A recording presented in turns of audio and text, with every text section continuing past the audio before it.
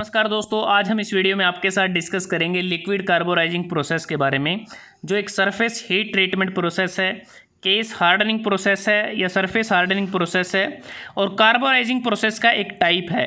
इस प्रोसेस को कैसे किया जाता है, इसकी एडवांटेज क्या है, डिसएडवांटेज क्या है और एप्लीकेशन क्या है, इसके बारे में हम आपके साथ डिस्कस करेंगे। लिक्विड कार्बोराइजिंग प्रोसेस को हम लो कार्बन स्टील या फिर सॉलिड आयरन बेस अलॉय पर इसको अप्लाई किया जाता है ताकि पर्टिकुलर मटेरियल पर हम थिन या हार्ड केस प्रोड्यूस कर सकें। ऐसा हम करते हैं जब हम उस पर्टिकुलर मटेरियल की जो सरफेस लेयर है उसको कार्बन को वहाँ पर इंक्रीज़ कर देते हैं या फिर कार्बन और नाइट्रोजन दोनों को हम इंक्रीज़ कर देते हैं, तब जाकर हमें यहाँ पर थिन और हार्ड सेल मिलती है।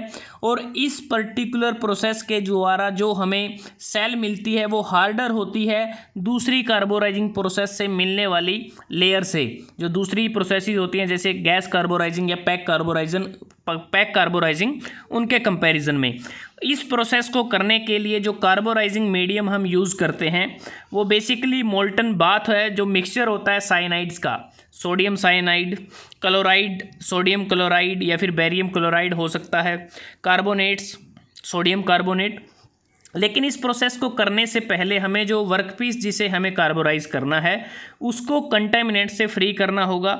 वो कंटामिनेंट्स ऑयल हो सकते हैं, ऑक्साइड हो सकते हैं, अल्केलाइन सॉल्यूशन इत्यादि हो सकते हैं, ताकि हम प्रोसेस को प्रॉपरली तरीके से कर सकें और हमारा जो सरफेस पर हमें हार्ड सेल प्रोड्यूस करना है वो बड़ी अच्छी तरीके से हम कर सकें। अब बात करते हैं इस प्रोसेस को करते कैसे हैं। जिन वर्क पीसीस को हमें कार्बोराइज करना है उसको हम मोल्टन कार्बन रिच बाथ, जो मोल्टन साल्ट है उसमें उसको इमर्स किया जाएगा, उसमें हम डुबो कर रख देते हैं। उसके बाद टेम्परेचर को इंक्रीज़ किया जाता है, क्योंकि इस प्रोसेस को हम इलेक्ट्रिक साल्ट बाथ फर्नेस में करते हैं। टेम्परेचर जो इंक्रीज़ करेंगे 850 डिग्री सेल्सियस से 955 डिग्री सेल्सियस तक टेम्परेचर हीट किया जाता है। और इस प्रोसेस में अगर हम बात करें हीटिंग और होल्डिंग, वो इंटरमिटेंट होती हैं, रुक रुक कर होती हैं, क्योंकि इसमें जो होल्डिंग पीरियड रहता है वो 15 मिनट से 3 घंटे तक का हो सकता है।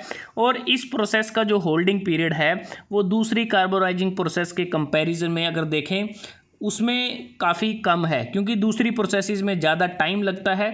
अब बात करते हैं कि इसमें हमें दो बात करने पड़ सकते हैं।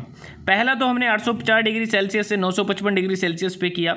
दूसरा सेकंड बात हम 760 डिग्री सेल्सियस पर करते हैं, क्योंकि ऐसा इसलिए करते हैं जब हमें शैलो केस की फॉर्मेशन करनी हो तब हम लो टेम्परेचर बात करते हैं।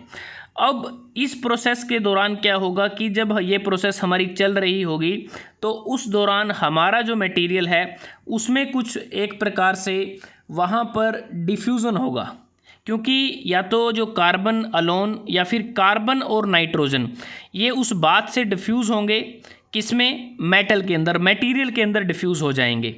और इस प्रोसेस में क्या होगा कि अगर हमारा हायर कार्बन और लोअर नाइट्रोजन है तो उस केस में कार्बन डिफ्यूज़ होगा बात से और वो मेटल पर एक हार्ड सेल प्रोड्यूस करेगा, जिसकी कह सकते हैं कि हमें एक प्रकार से यूनिफॉर्म केस हार्डनिंग वहाँ पर मिलेगी एज़ कंपेयर टू पैक और गैस कार्बोराइजिंग।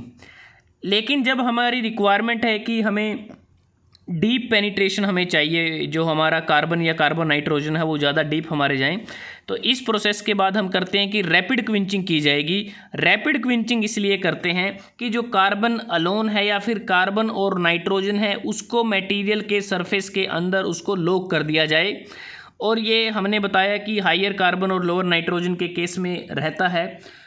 इस प्रोसेस में फास्टर पेनिट्रेशन हमें मिल सकता है अगर हम हाई टेम्परेचर का प्रयोग करें, लेकिन इस मेथड से हमारी मटेरियल कॉस्ट बढ़ जाती है और रैपिड डेटीरियोरेशन होता है हमारे इक्विपमेंट का।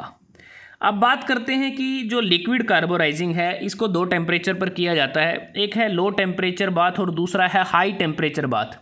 क्योंकि इस प्रोसेस में जो सरफेस कार्बन कंटेंट होता है हमारे केस का उसको हम कंट्रोल कर सकते हैं। हमारा जो बाथ है, मोल्टन बाथ है, उसमें साइनाइड कंटेंट को कंट्रोल करके। और जो लो टेम्परेचर बाथ है वो ऑपरेट होता है हायर साइनाइड कंटेंट पर as compare to high temperature bath. अगर देखें जो लो टेम्परेचर बाथ है उसमें 10 से 23% तक सोडियम साइनाइड होता है और इसका प्रयोग हम करते हैं जब हमें डीपर केस डेप्थ ये प्रोड्यूस कर सकता है, वो होगी 0.07 mm से 0.75 mm तक। और इसमें हम हीट करते हैं 850 डिग्री सेल्सियस से 950 डिग्री सेल्सियस के बीच में। और जब हमारा हाई टेम्परेचर बाथ होता है उस केस में सोडियम साइनाइड हमारा 6 से 16% रह जाता है। इस केस में हम क्या करते हैं, बेरियम क्लोराइड का हम यूज़ करते हैं। इसमें डीपर केस डेप्थ हम 0.5 mm से 3 mm तक प्रोड्यूस कर सकते हैं और जो मैक्सिमम केस डेप्थ है वो 6.35 mm तक हम अचीव कर सकते हैं।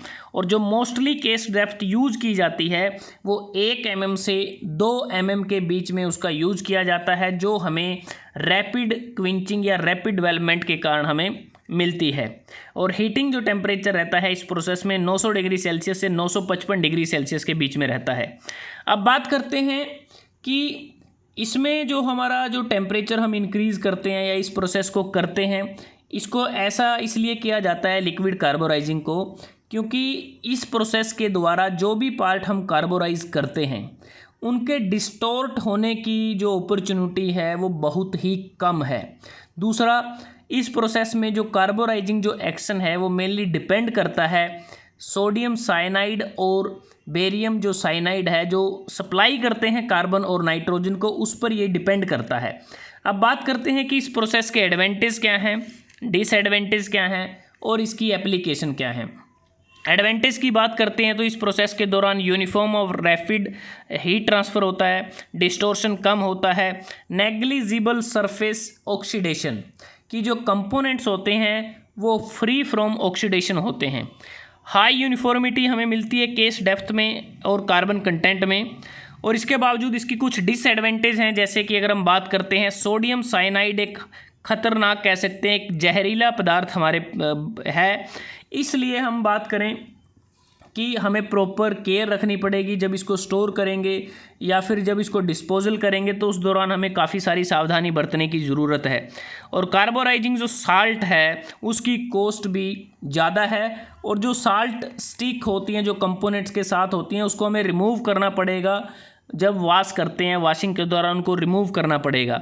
इसकी एप्लीकेशन की बात करें तो इस प्रोसेस का प्रयोग हम जो बोल्ट होते हैं, स्टील बोल्ट या जो स्टील नट हैं या जो स्टील गियर्स होते हैं, तो उन पर्टिकुलर जो मटेरियल या कंपोनेंट्स हैं उनको कार्बोराइज करने के लिए इस प्रोसेस का प्रयोग किया जाता है।